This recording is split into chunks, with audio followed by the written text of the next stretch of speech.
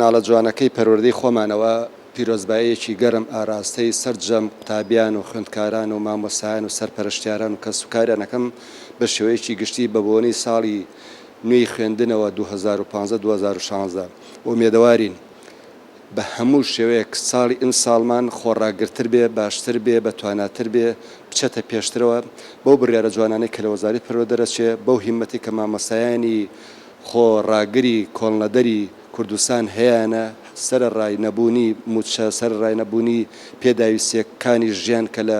وڵاتەکەمانە بەهۆی ئەو قەرانانە دروست بووە شەڕی نەگریسیدا ئەز لەگەڵ نەبوونی بودجە ئەمانە هەمووی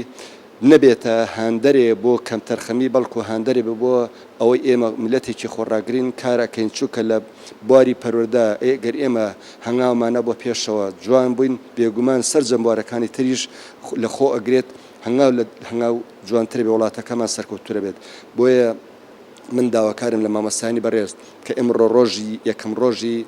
پەیوەندیان بە قوتابخانە و خوێندگاکانە نەبوو ئەوەی ئەرچی سەرشانیان جێبەجێ بکەن و ئەو مناڵە چاوگەشانەی کە 15 ڕۆژی تر ڕوەکەنە قوتابخانانە کە بۆ یەکەم جارە مناڵی وە هەیەچێتە قوتابخانەوە لە باوەشیان لە ئامێزا کرم ئەو هەفتەیە پێبووترێ هەفتەی پێشوازی لە مناڵەکان ئەمە بێبەنەریتیەوە هەرچەنە لە مامۆسایانی کوردستان پێشتریش کردویانە ئیمساڵ لەگەڵ ئەو حاڵەتە ناخۆشی کە ڕووی تێکردن ئیمساڵ هیوادارین ببێ بە تەحەدایەک بۆ ئەوەی کە ئێمە مامۆسایانی کورد لە هەموو کاتێکە میلەتی خۆمان و خاکی خۆمان وڵاتی خۆمە خۆشەویستتر بۆ لە نەهاتەکان.